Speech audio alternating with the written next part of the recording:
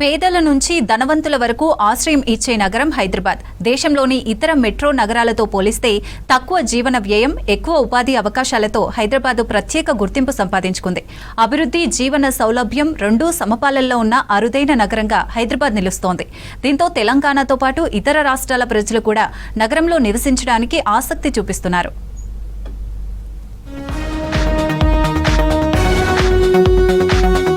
హైదరాబాద్ అంటే IT, pharma hub మాత్రమే కాదు, నాణ్యమైన విద్య, వైద్యం, ఉపాధి అందించే మహానగరం. ఇక్కడ పేదల నుంచి ధనవంతుల వరకు అందరూ జీవించవచ్చు. ఢిల్లీ, ముంబై, బెంగళూరు వంటి మహానగరాలతో పోలిస్తే ఇక్కడ మంచి వాతావరణం ఉంటుంది. దానికి మించి లివింగ్ కాస్ట్ కూడా చాలా తక్కువే అంటున్నారు సిటీ జనాలు.